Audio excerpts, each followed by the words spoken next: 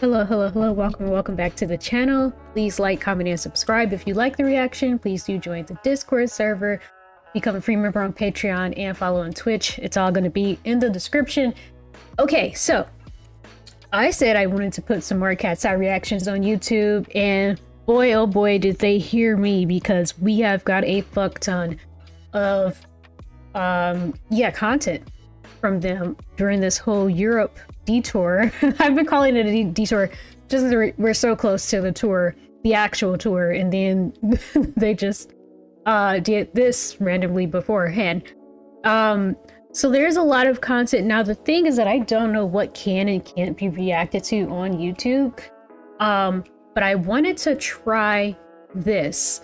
I wanted to try this one because a lot of people, I saw a lot of stuff going around and people just said that they loved this interview.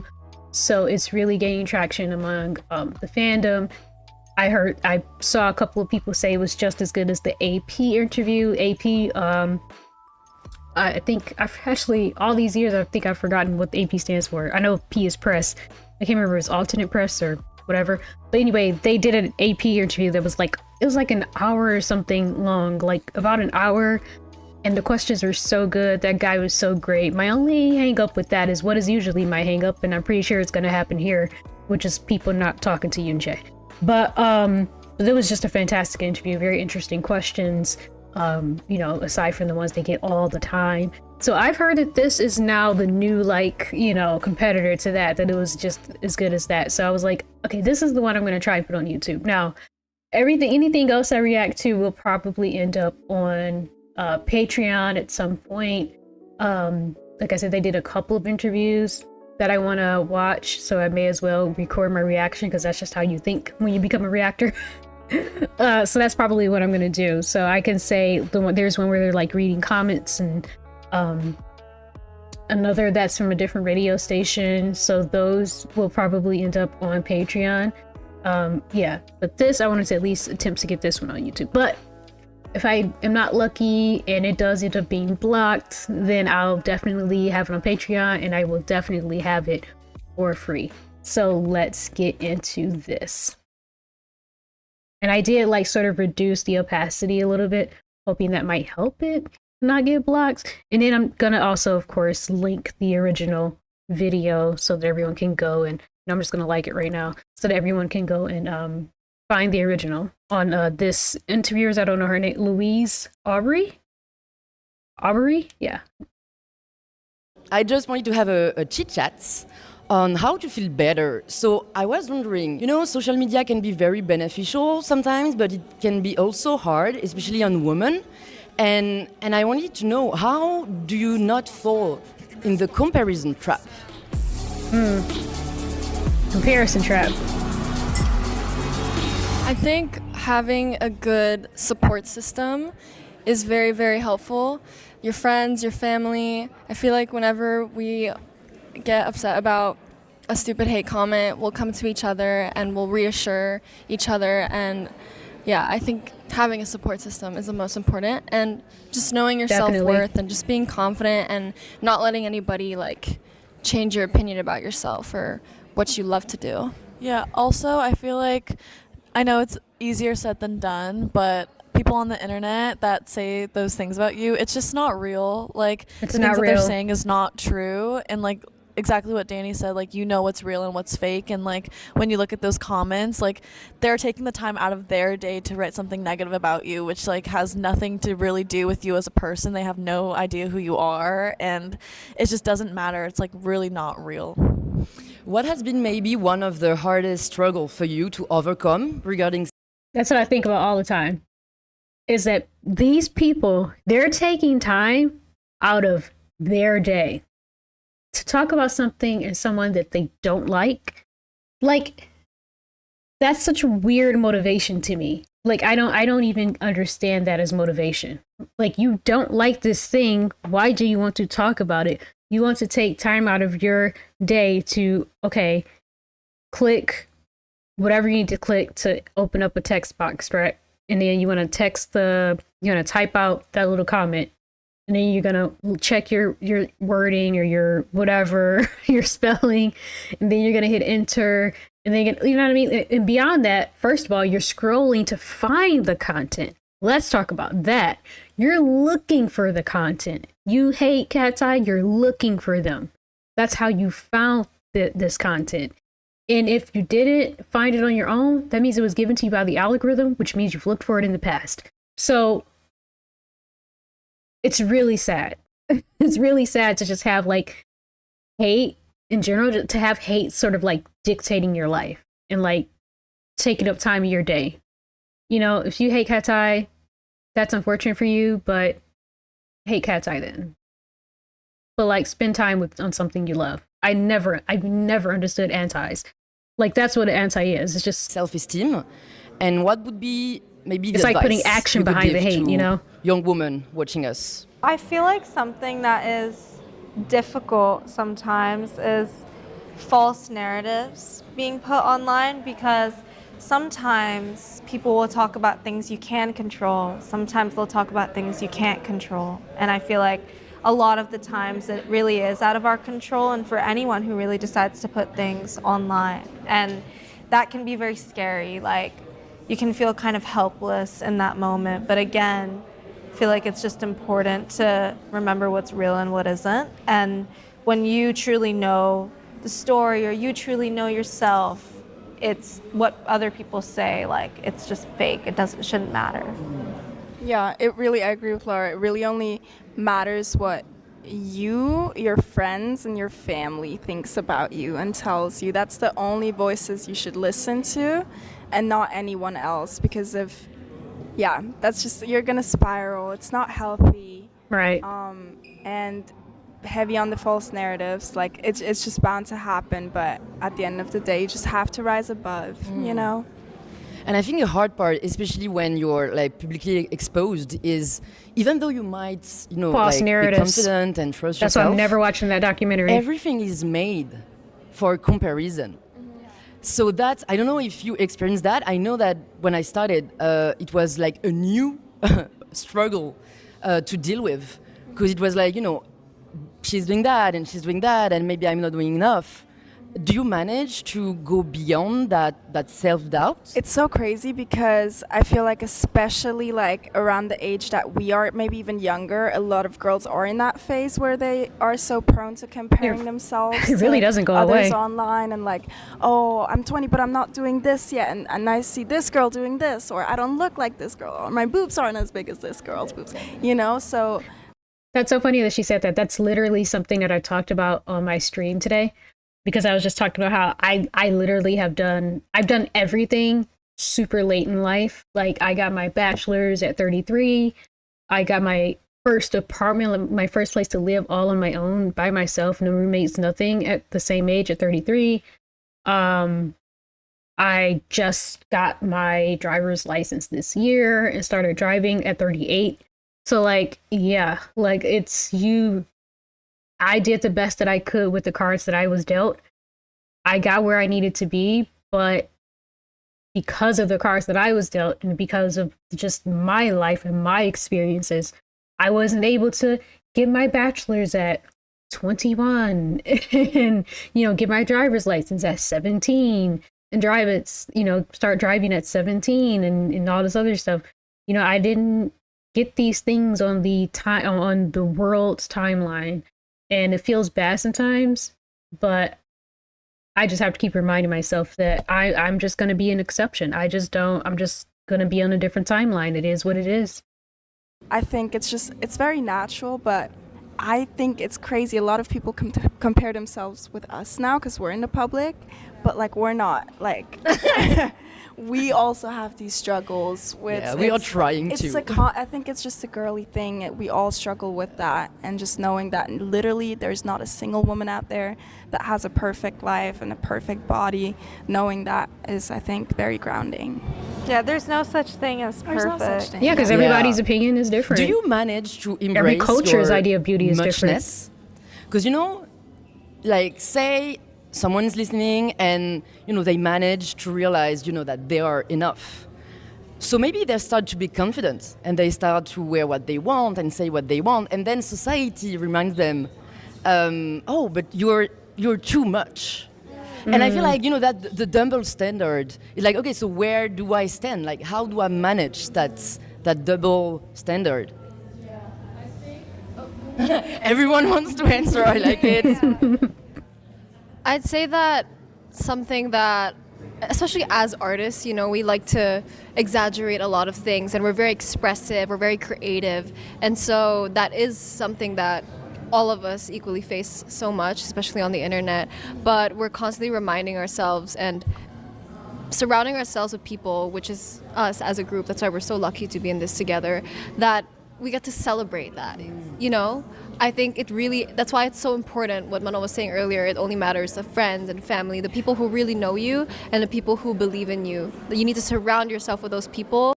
I love that. I'm going to go back because I am interrupting.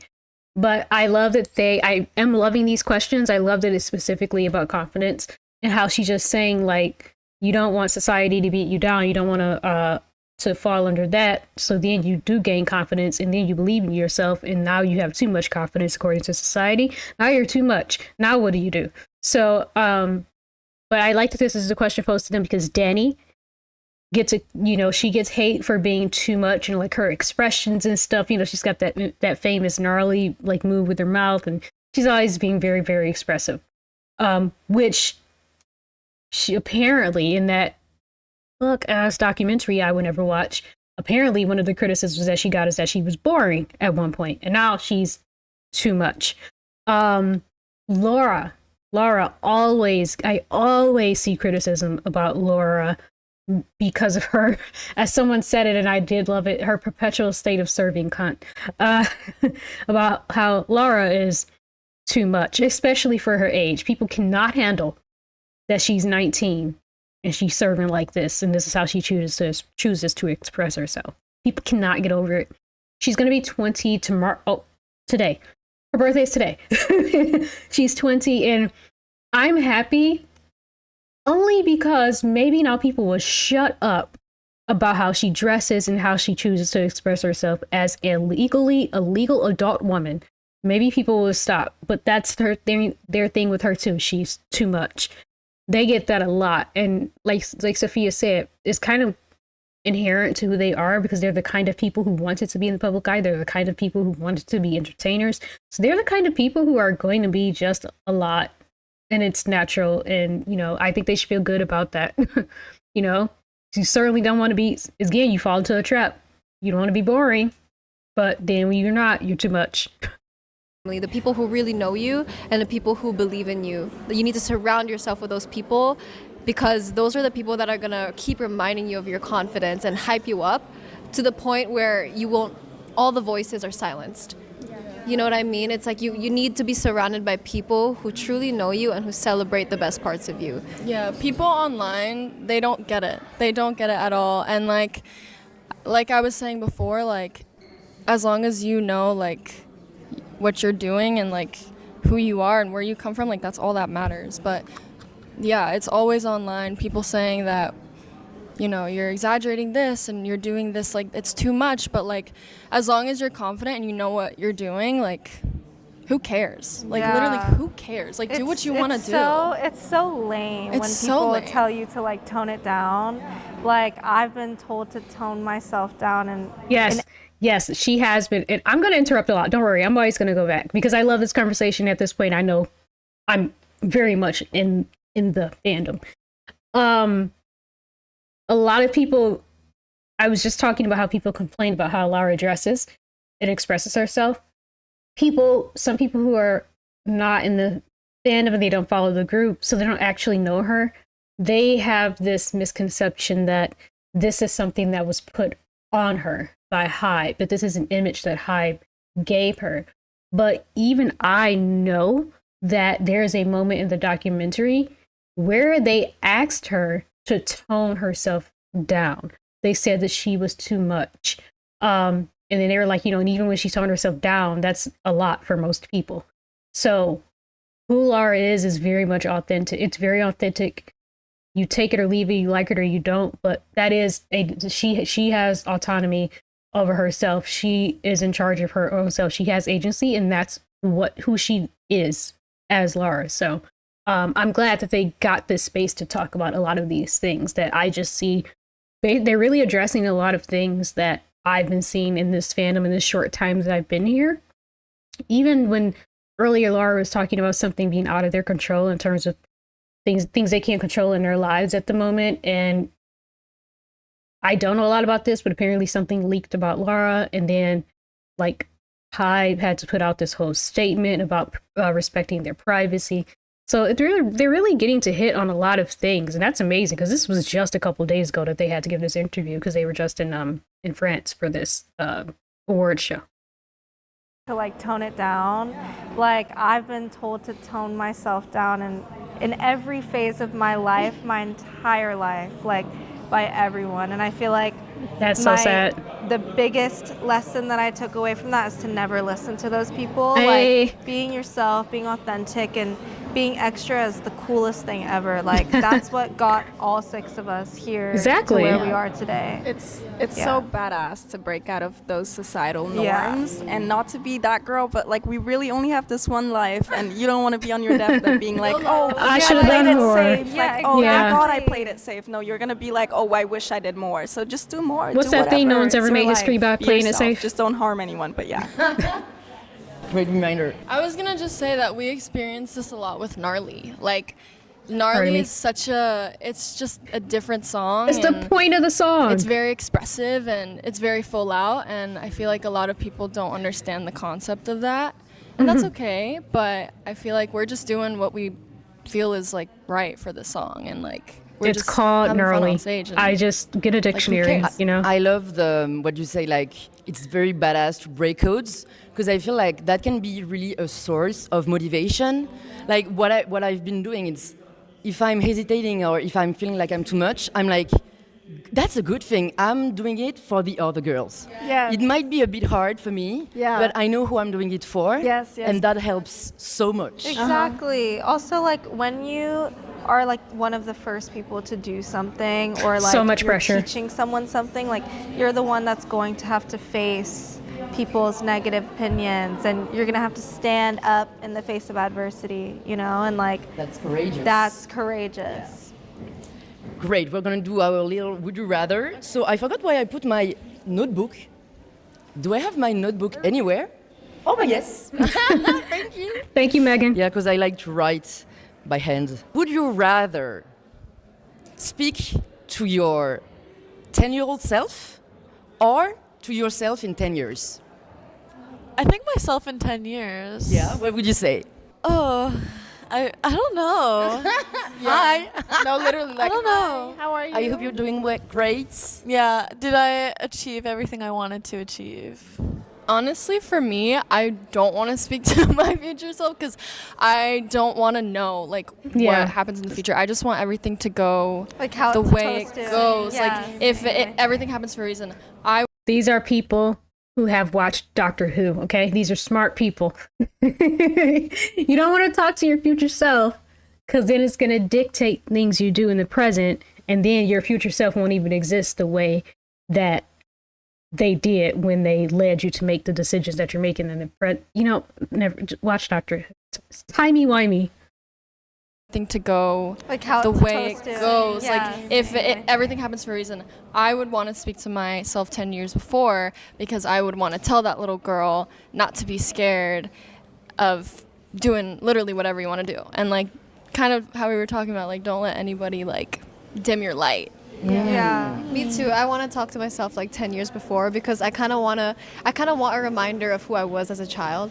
Yeah. Just to wake up my inner child again, you know, because we're so busy and Yeah, and we're your like life mature changed now. so much. We're adults, and so I feel like it's good to be like, oh my gosh, like my inner child, give her a I feel hug. like I'm and going to sneeze and I don't want to. Love that.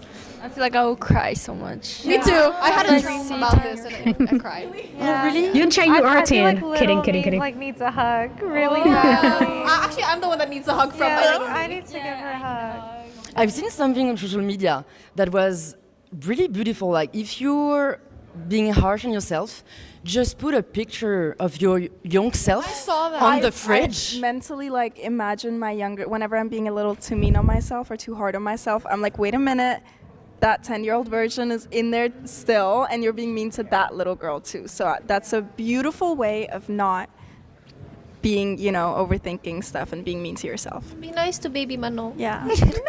Baby Manon. I love that.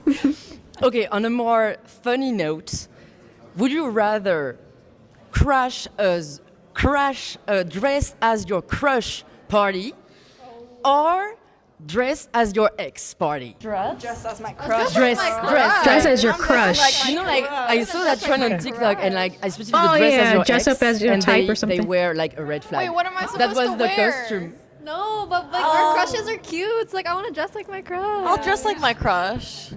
Like costume? Yeah, like Confused. Do costume. I have to put like I don't have a boy crush. clothes Like, on? be your ex or be your crush? Which one? But so it's so funny because when like girls do that, you realize friends just do not have the same type. Like it's That's like so true. bad boy on one hand and like very. We all have very That's different types. I have a crush on myself, so just period. Yeah. Self-love. Self-love first, girls.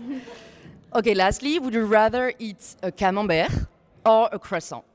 I don't know what the first one is. What's the first one? Camembert. Like That's this French cheese? cheese. Yeah. Oh, I haven't tried that. I love camembert. It's one stick of my with favorite cheeses in the world. I love cheese. Really? I really like cheese. That's one of my favorites. It's so good. I hope you do in France. Like you need to go to the local like cheese makers. they have amazing. But anyway, I have a little surprise for you. So if you can close your eyes just quickly. okay. I was gonna say this is a ruin for me. I didn't see this. Is that real? It's a real one. Can I bite it right now? That's wild, bro. Oh my god. Oh my god. What the heck? It's the biggest croissant in the world. This is dope right here. I flew from Paris with my croissant. This is the Munch, biggest munch, croissant give. in the world. Yes, and it's a real one. Not this big. Wow. It's made by one of the best pastry chefs in the world. Something is so loud. Wait. What the hell? Oh my god, I need like a 0.5. Have y'all ever seen something like this? What? We can do a Oh, picture. it's over. Like together Oh, with gosh. croissant, maybe. What's it? Tu la prends? We're gonna eat this all day. Oh! Louise Aubery, is that her name? Louise, you're very I insightful love and an very fun. edible gift. Yes, that was super fun. I'm so happy I got to watch. I hope that this can go on YouTube because I think people were right. That was a really, really good interview. I would like to put out into the universe, if you have not seen the AP interview, I would say that the best interviews I've seen lately for them are the AP interview that was very, very in-depth, and I would say really got into a lot about their feelings about that documentary. I mean, I've said that I wasn't interested in watching it anyway, just because I just don't watch stuff like that anyway. But after seeing that AP interview and seeing how they really feel about it, Mano saying she basically has like PTSD because she's talking about, because he's like, what's your relationship with the documentary? And she just kind of explained, she kind of made a gesture and did like a movement with her body to basically just say like it kind of just gives her chills when she has to talk about it.